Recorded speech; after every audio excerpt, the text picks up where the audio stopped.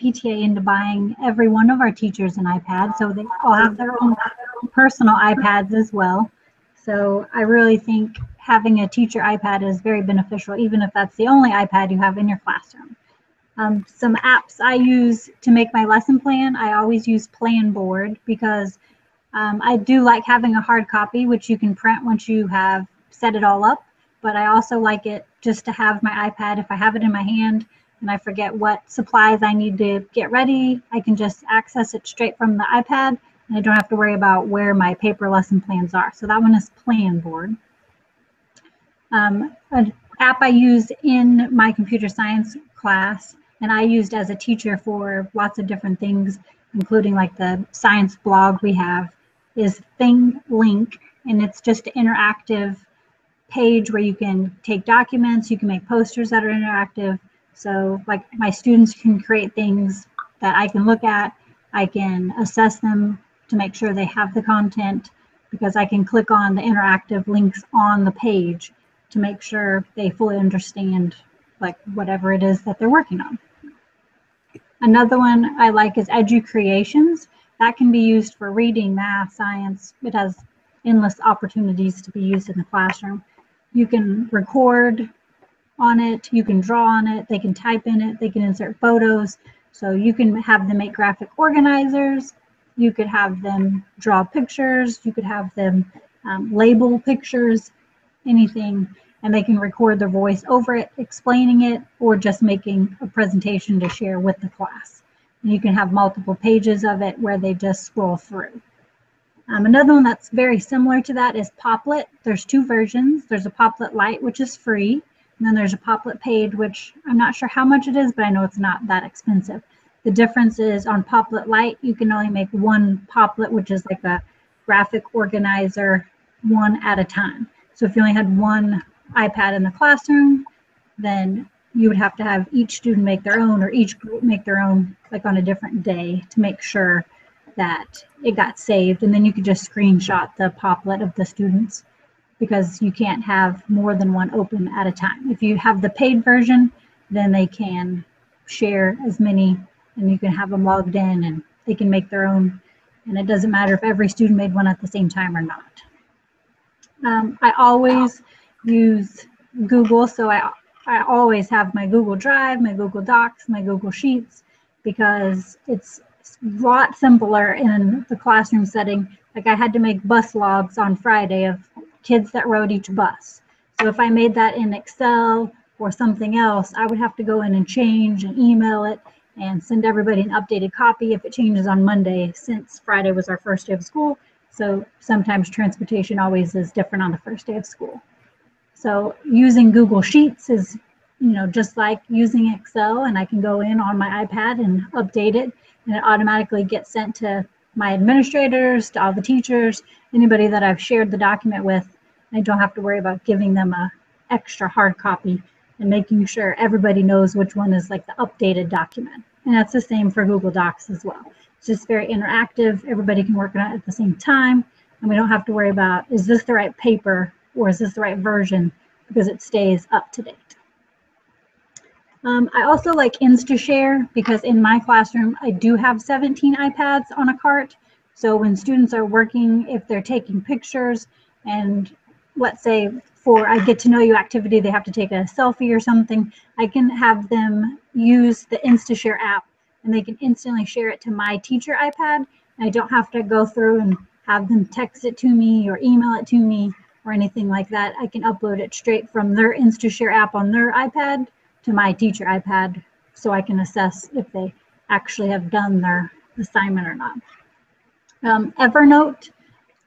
I love Evernote, and I love using it with the If app, which is if, then that. And we all love social media, so I use, for sure, I have it hooked to my Twitter account. So if I favorite somebody's tweet, it automatically stores it in my Evernote, and I can go back in Evernote and like search administrator research, and it'll talk like anything that has those with it. It pops right up, and I can share links with other teachers. I can share links with my principal. I can share links with students. It doesn't matter, but I can search a specific topic and they're linked together. So the If app just makes my life easier as far as, because I tweet a lot, and this gives me the opportunity to go back and search tweets and search other people's tweets that I favorited to share their information or to reread an article or to remember a link. I don't have to write it down. I can just search it in my Evernote and just click right on it. And it makes it super easy to share with somebody if you have a link or article or anything, even pictures. And I also use it, I mean, it can be linked with Pinterest, it can be linked with Facebook. So I have a class Instagram. If I post on my class Instagram a picture, it automatically gets posted to my class Facebook page. So I don't have to worry about it. It all happens just because I use the If Then That app. Those are some of my favorites, but I also use Animoto, and there is a teacher Animoto account that you can get, and you get 50 free licenses for your students to use as well. Now, Animoto does not want you to know that. They make it really difficult to get those 50 free licenses. But if you search like Animoto educator account, it pops up, but they don't really display it that you get 50 free accounts. So you just kind of have to know on the DL, I guess. But I love using that. It's super easy and user-friendly for the students to create videos, and they pick it up really fast. It's super easy. You can take pictures and make it into a video, or they can film and have multiple like clips and put in together as a video, add text. It's just really fun, and it's free for teachers. So those are some of my favorites, but I don't know, do you have questions about this? Because that was pretty fast. Does anybody have any questions for her? We're going to take a few minutes and answer any questions. You guys are all pretty excited about your iPad, I guess. So I kind of have a question. Right. You said you have a set of 17 iPads in your classroom? Yes. In what different ways, you talked a lot about apps that you use like as a teacher, but what kind of things do the students use as far as those go? They do use ThingLink, they do use Educreation. If you're a Google school, which we're not yet, we're trying to be, our district loves Microsoft for some reason, so they're giving us a hiccup about it. But you could use the Google, Classroom, and the students could. The students do use Evershare. There's a Link Tinker, which is spelled with a Y, that my students use, and it's like an engineering app where they have to build things and things like that, and so they use that on their student iPads. For my third graders, I use an app called Aero, and that teaches them like the science behind flight, and they control like a bird, and it shows like thrust and downforce and things like that. And they have to make sure the bird doesn't crash into the ocean. But most of the time, we just use collaborative apps. So that way, they're using some of the same apps that I use, so that way I can see what they're doing and they can instantly share it with me, and I can assess it from there. There's lots of free apps when you go searching for them. Another one that my students use is Green Screen. It is a paid app. I believe it's $2.99, but I have a green screen in my room, and we film all sorts of videos, and where the students can give reports, or they can just play in front of it with puppets, and they can film puppets if they don't want to, film their face on there, or they can do the daily weather report. So it kind of just depends on what grade. Previously, I taught kindergarten and then first grade. This year, I see them all, so it kind of just depends. And last year when I was first grade, I did a STEM club for 3rd through 5th. So there's a wide range of apps that you can find for any grade or any specific curriculum that you're trying to look for. Let's see. Another one of my favorite apps that my students use, and it's a benefit to me, is Enigma, which is just a QR scanner. And I have that on an iPod by the door. And when my students would ask to use the restroom, they would have to scan out. And the QR code was linked to a Google Doc. So I could say, well, Johnny went to the bathroom 15 times today. And I could see if he was just trying to play in the bathroom or if something was wrong or if I needed to talk to his parents about maybe taking him to the doctor or whatever. But it linked that to a Google Doc so I could keep track of that. So QR codes in Google and Enigma can make your life a lot easier if you just use them all together in creative ways.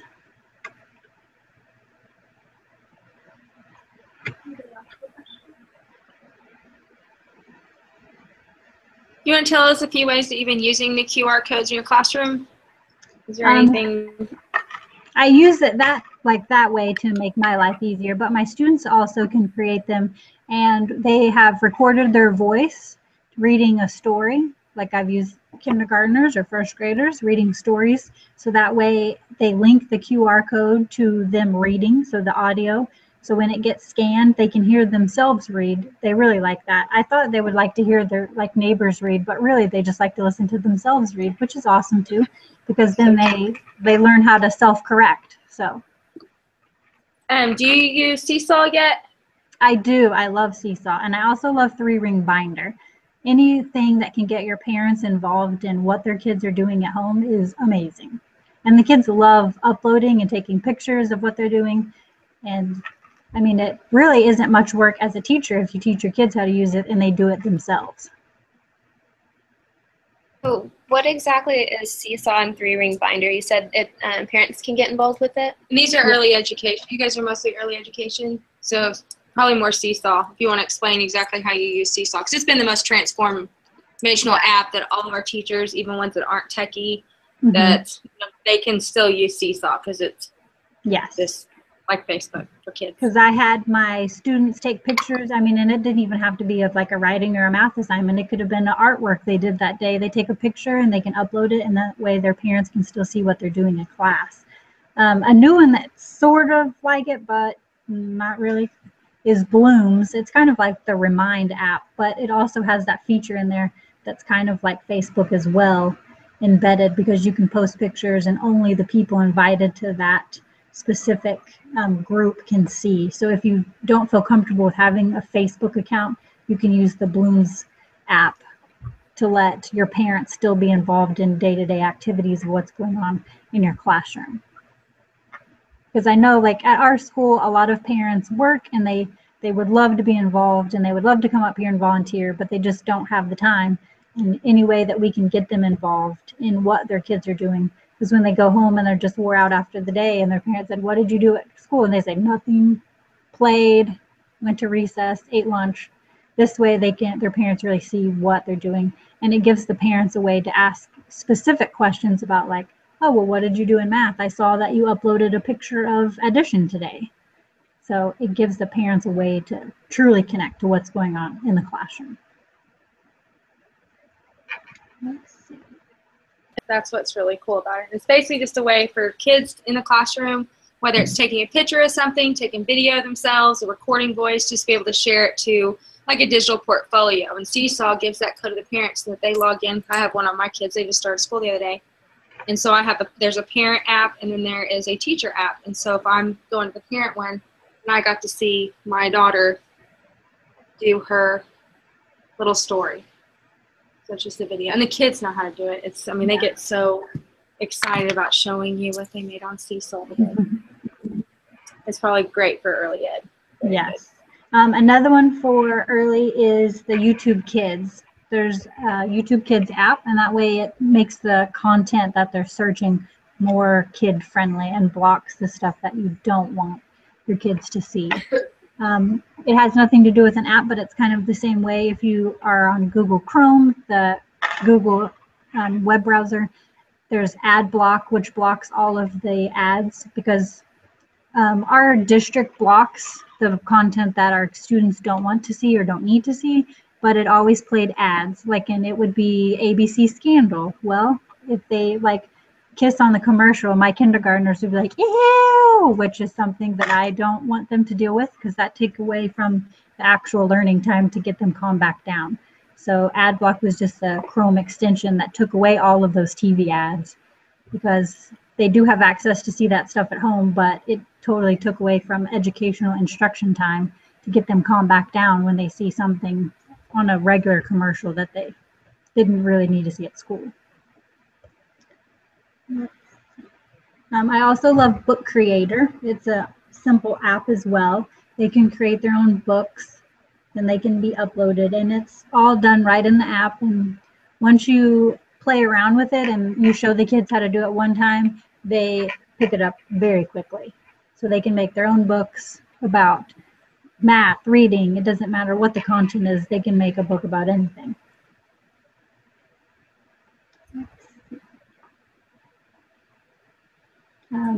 I also use Prezi in my class, but I used it in first grade, not all of the time, but they could do, it's just a presentation app, so they can make a Prezi about animals of, if that was their research project, but it's more geared towards just an adult presentator or possibly 3rd through 5th or on. But younger grades, that one's pretty difficult to sit down and have to explain all of the steps to create one. An app that my kids love is Romo, which he's a robot. I don't know if it'll open because he's not connected, but I'll show you the app at least. Let's see if you can see it. It's just a little robot, and he sits on a little cart with wheels. They call it his tank body. That's what my first graders called it. And it was just, you put an iPod or an iPhone on there and you could roll it around, and from the iPad you control it and you can see what you're looking at going down. So my kids always wanted to deliver things to the office. So like if you had a paper that needed to be taken to the office that a kid returned, they actually built a Lego cart with wheels and things, and that would attach to Romo, and they put the paper in the cart and drove it down to the office. That's how it started, and then from there we went to more of a coding aspect, but it started off just something fun, and the kids loved it. And it could also be used as a reward, but I think the Romo robot was, I want to say $150, so it was super fun though.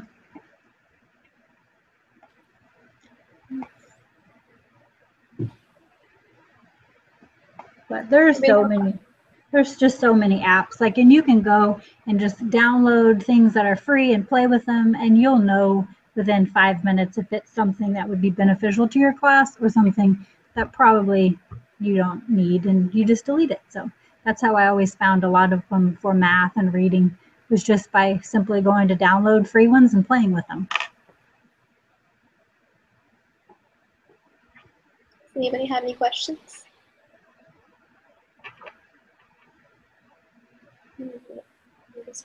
They're waiting for the other ones to go through, and then they'll call us down.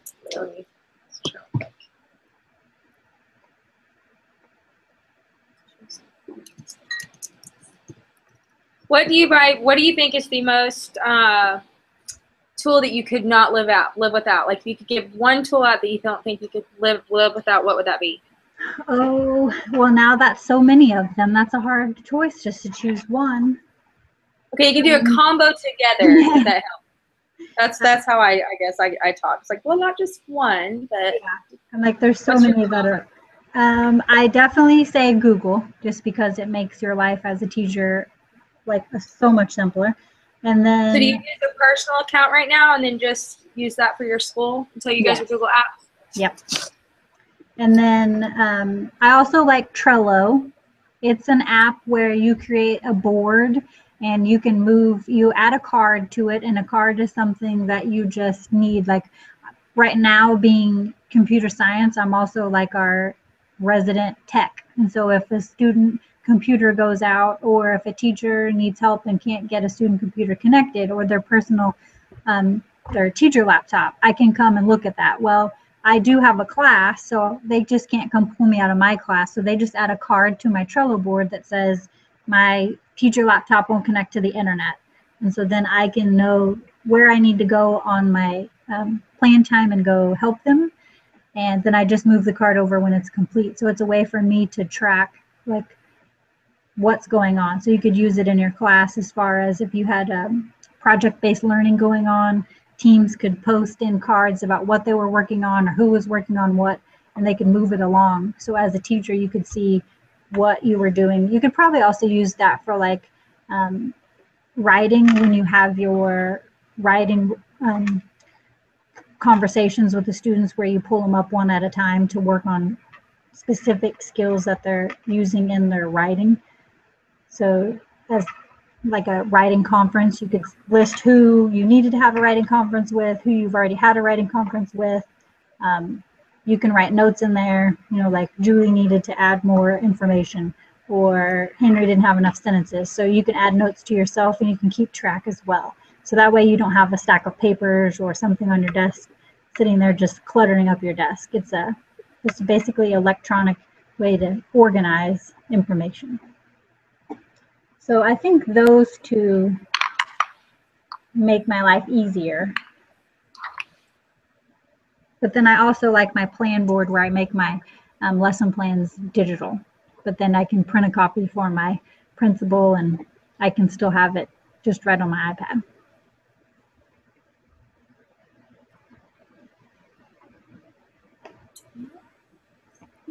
So when I was in high school, like we all had laptops, and like I noticed it's hard to keep people on track. I think elementary kids will know if they all use their iPads and WhatsApp.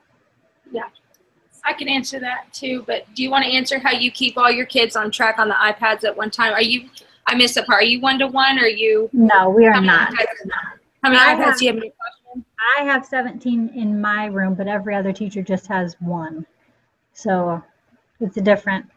Like in here, in my class, since I have 17, I put them in groups, just collaborative groups, because it's more science and computer science, because I still do science in here. But I just can walk around to make sure, since I don't have 1-to-1, so I can make sure the group is on task still. I came from a school where we were 1-to-1.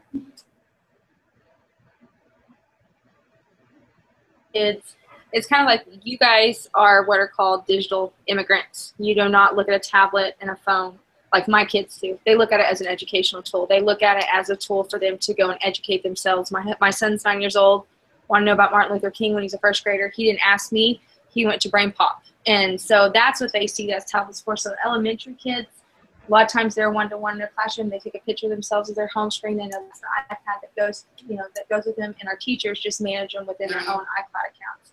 In our secondary, we're seeing more of a problem because they look at it as Snapchat. They look at it as, the way for them to, and we can use those things to really get them connected before they get out of high school and get with people that are going to benefit their education and not necessarily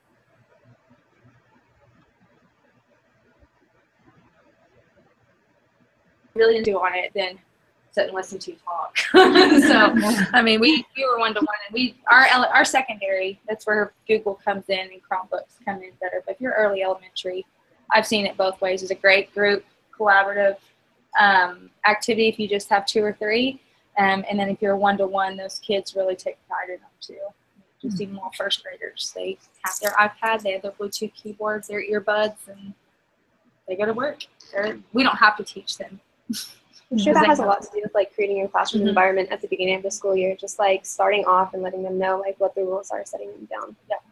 And we use a method called 4 corners and apples up. So like this is with iOS 8. I think with iOS 7, you do not have to hold your phone up. You can see it from all different directions. So that is actually more of a personal thing, a privacy thing. If you notice, whenever you're reading something,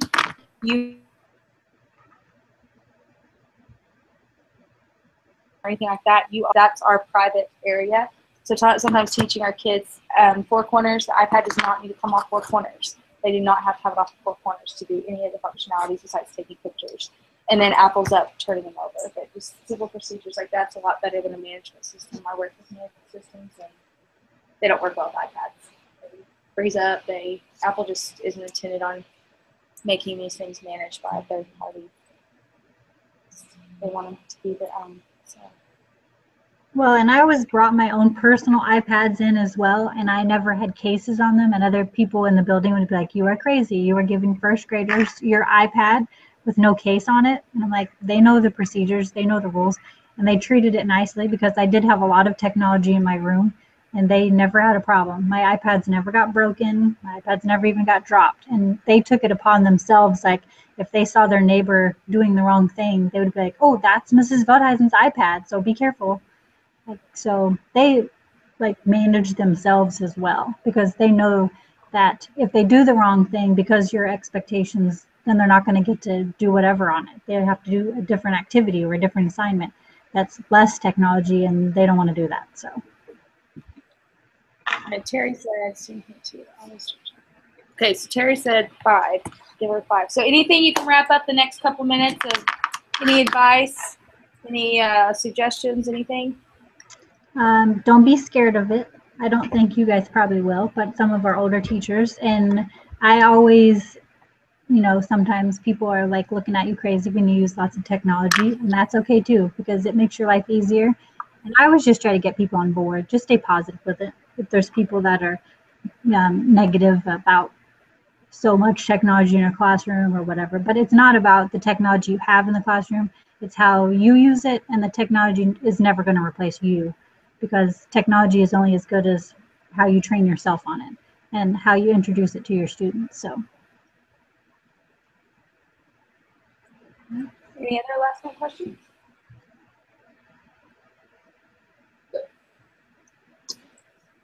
Thank you so much for talking. No problem.